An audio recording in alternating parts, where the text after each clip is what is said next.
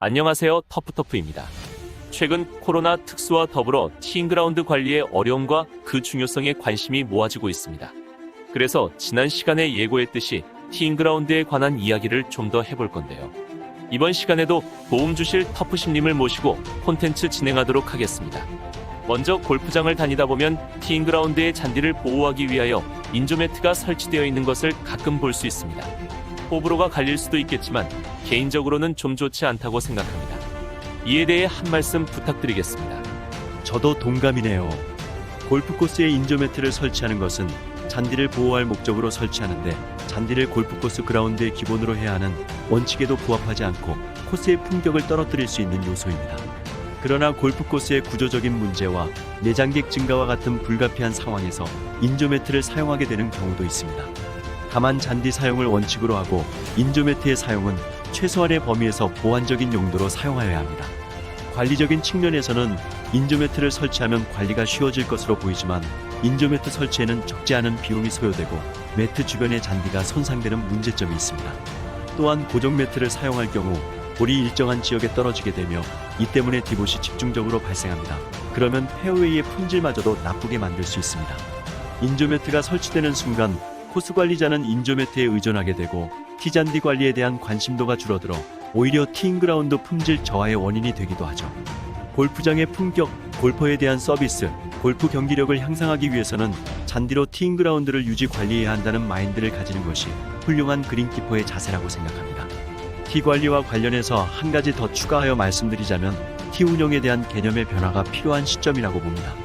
일반적으로 잔디밭은 한번 조성되면 거의 반영구적으로 사용하는 영구적 시설물로 취급하는 경우가 많습니다만 이제는 티잉그라운드를 소모성 시설물로 개념을 바꾸는 것이 필요합니다.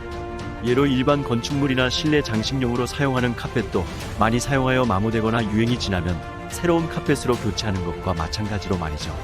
잔디밭은 잔디 개체들이 모여 형성된 하나의 바이오매스로서 집중적인 다밥과 오랜 사용으로 품질이 나빠지거나 망가지는 것은 당연한 일입니다. 따라서 충분히 사용하여 그 효용성이 다하면 당연히 새로운 잔디로 교체하여 정상적인 티면을 만들어 골퍼에게 좋은 품질을 제공해야 합니다.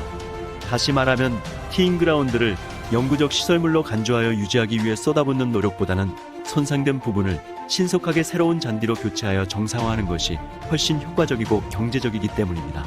특히 우리나라는 내장객이 18월 기준으로 연평균 7만 5천 명을 상회하며 미국이나 일본에 비하여 두세 배에 달하죠. 이러한 우리나라만의 특별한 영업 환경에서는 티잉그라운드를 영구적인 시설물이 아닌 소모성 시설물로 보는 패러다임의 변화가 필요한 것이죠. 티잉그라운드가 소모성 시설물이라는 생각으로 관리하는 것이 바람직하다는 것이군요. 어떻게 보면 바로바로 잔디를 교체하므로 고민할 필요가 없는 장점이 있겠군요. 지금까지는 주로 이미 조성된 티잉그라운드의 운용 개념에 대해서 이야기를 하였습니다. 그러면 이제는 티잉그라운드 조성이나 개선 공사 시에 다밥을 최소화하기 위해 고려해야 할 사항들에 대하여 얘기해 주시죠. 네, 앞에서도 언급했듯이 우리나라는 연간 내장객이 7만 5천 이상으로 미국이나 일본에 비하여 약 두세 배 정도 많기 때문에 이렇게 많은 내장객을 소화하기 위해서는 티의 구조적인 문제와 운용 방법을 개선해야 합니다. 첫 번째로 티잉그라운드의 면적을 충분히 확보하여야 합니다.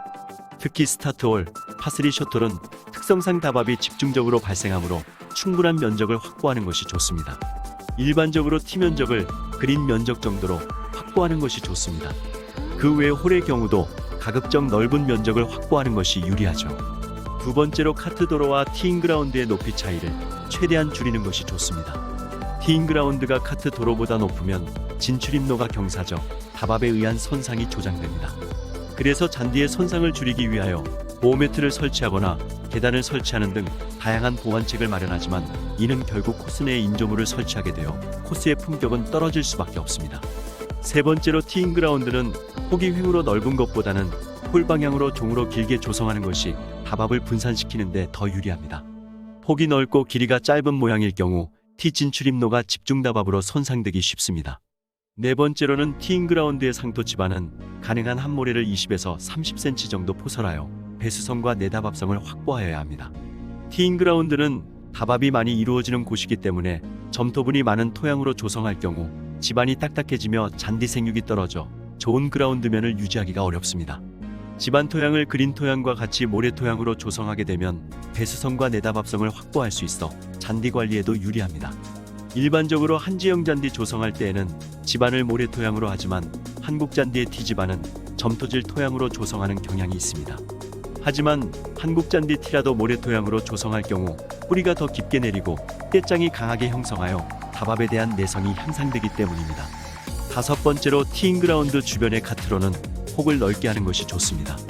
도로 폭을 넓게 하게 되면 플레이어가 머물 수 있는 공간이 확보되므로 대기 중인 플레이어들이 티잉그라운드에 올라가는 것을 방지하여 답합 피해를 줄일 수 있죠.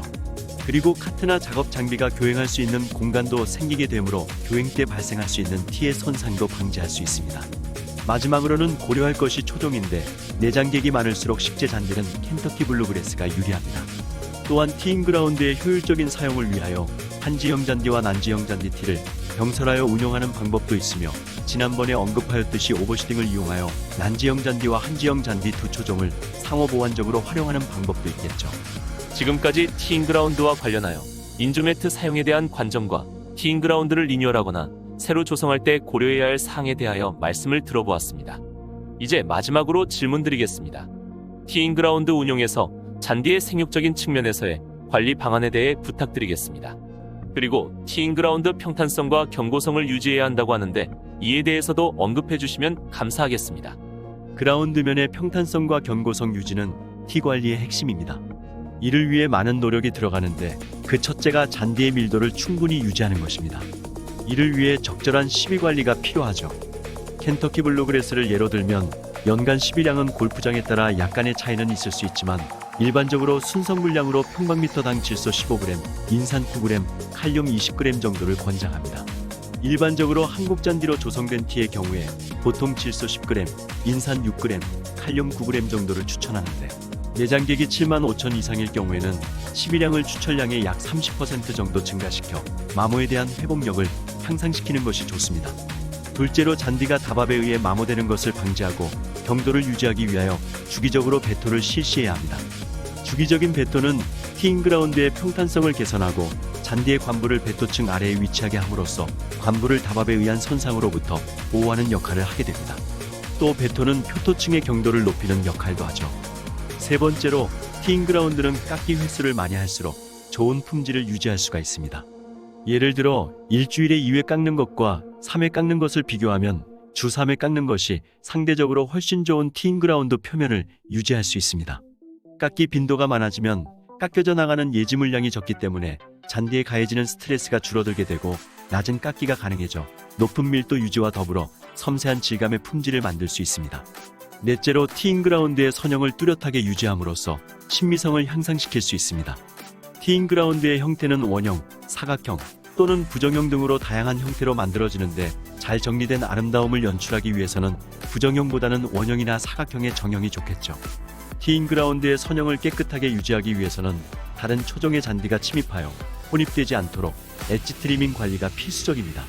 특히 켄터키 블루그래스 티에 한국 잔디가 침입하여 혼입되는 것이 문제인데 최근 우리나라 기후의 아열대화로 하절기에 켄터키 블루그래스의 생육이 저하될 때 생육이 왕성한 한국 잔디가 침입하게 됩니다. 이러한 문제를 방지하기 위해서는 매년 3에서 4회 정도 엣지 트리밍 작업을 실시하면 선명한 선형이 유지되어 티의 신미성을 높일 수 있습니다. 그럼 엣지 트리밍 작업을 한번 볼까요?